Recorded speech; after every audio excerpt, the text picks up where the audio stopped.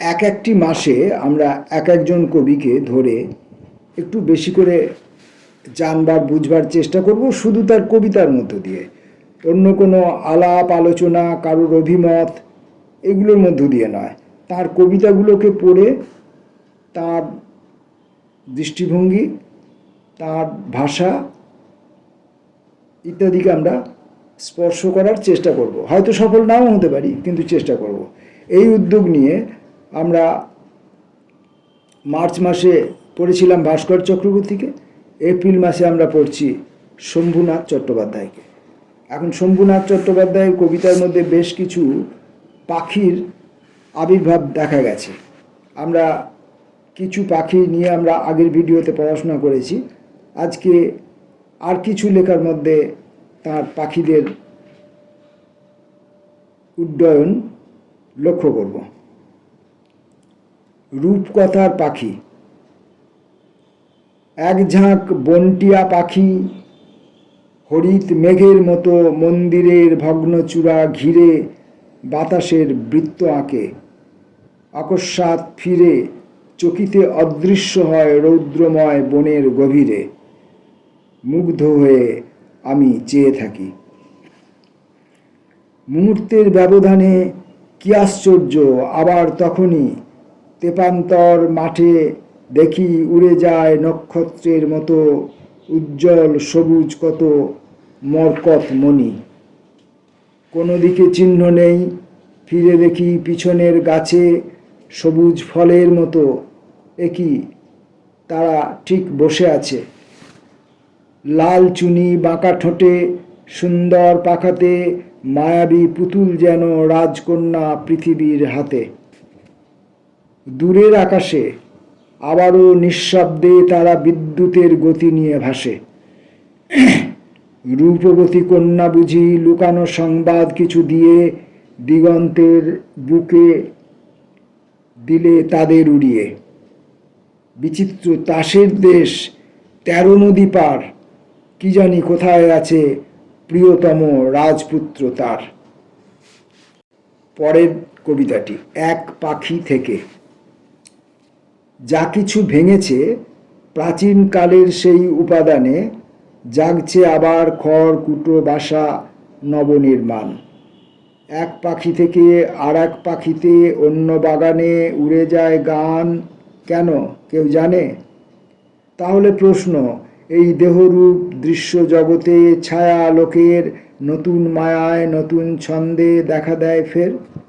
বেলা শেষে এক দগ্ধ চিতার ছাই থেকে মাটি, সেই মাটি তুলে গোপন আগুলে অনুপরমাণু গড়ছে আবার অন্য পুতুল, নানা রঙে টান।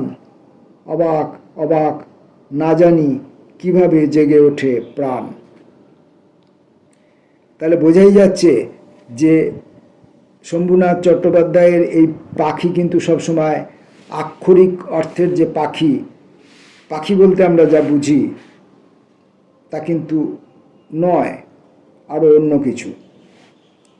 সেই যে পাখি, উত্তরে যখন যাই পাখিটা অদৃশ্য থাকে অন্য কোনো মাঠে। দক্ষিণে নদীর দিকে তার ডাক স্পষ্ট শোনা যায়। শেয়াকুল কাঁটা, বালি, রাঙা কুঁচ, সাপের খোলস দেখে ভাঙা মন্দিরের পাশে ফিরেছি যখন, পাতার আড়ালে সেই রঙিন ঝিলিক ফের উড়ে গেছে দূরে। রৌদ্রে জলে নদী জল, আরশি ভাঙা জনহীন হেমন্ত দুপুরে। পাখিটা কোথায় গেল, পূবে না পশ্চিমে, সাড়া নেই। ভাট ফুলে প্রজাপতি সবুজ বিছুটি লতা পাশে রেখে ছায়া অন্ধকার বনে এসেছি তখন, মাঠের আকাশে সেই হলুদ বিদ্যুৎ রেখা গেল নাকি উড়ে।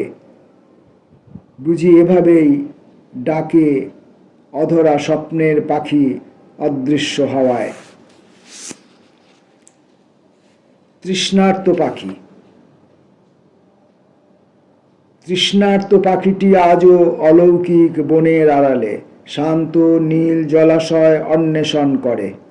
নীলিমার ভিতরে বিশ্বস্ত কোনো পান্থ প্রাদপের ছায়া খুঁজে পেতে চেয়ে উড়ে যায় আদিগন্ত রৌদ্রের বিদেশে। কোথাও আশ্রয় নেই, কেননা সমস্ত শাখা চিরদিন ঝড়ে। সাজানো পাখির বাসা দূরে নিক্ষেপ করে সব জলাশয়। লাল পদ্ম মনে মনে তুলে দেয় অন্য কোনো প্রেমিকের হাতে। দ্বিতীয় প্রেমিক হয়ে বেঁচে থাকা যন্ত্রণাদায়ক, তবু যে উপায় নেই। চারদিকে দ্বিচারিণী ছায়া আর নষ্ট পদ্মশোভা জলাশয় দেখে প্রতিদিন। অভিমানে ফিরে আসি বুকে নিয়ে তৃষ্ণার্ত পাখিটি। শ্রাবণ ময়ূর। এবার কি আমরা আক্ষরিক নামাঙ্কিত পাখি, ময়ূর নামাঙ্কিত পাখিতে এলাম, নাকি শ্রাবণ স্বরূপ ময়ূর বা ময়ূর স্বরূপ শ্রাবণ? দেখি কোনটি। শ্রাবণ ময়ূর।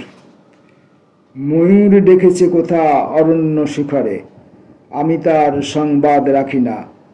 আমি ছাদের কার্নিশে মেঘ দেখে, অশ্বত্থ চারার গাঢ় সবুজ আনন্দ দেখে জানি শ্রাবণ এসেছে। রাজপথে ঘোলা নদী জলস্রোত, জঞ্জাল ভেসেছে, ট্রামে বাসে জটিলতা, বিপর্যস্ত দুপুর আবার জলবন্দী শহর এখানে। আশ্চর্য, সজল হাওয়া তবু কেন স্মৃতিচিত্র আনে। অন্য দেশকাল, সেই মেঘদূত, অন্য রাজধানী, প্রাচীন বিষাদ কেন ময়ূরের মতো যায় ডেকে। ছায়ালগ্ন অভিমানে ভরে ওঠে দিনের আধার।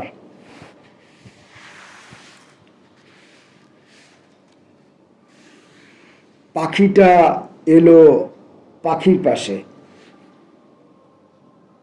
পাখিটা এলো পাখির পাশে, আর দুজনে মিলে যুক্তি করে কিছু উধাও হলো বাগানে কোনো দিকে। সহসা দেখি সামান্য খড়কুটো উড়িয়ে এনে রাখছে কড়িকাঠে। কদিন পরে অন্য ব্যবহার। ঠিক দুপুরে জাগলো কিচিমিচি, কলহ, নাকি ছদ্ম ভালোবাসা। এবার দেখি সহজে বোঝা গেল নতুন পাখি পেয়েছে পাখি দুটো।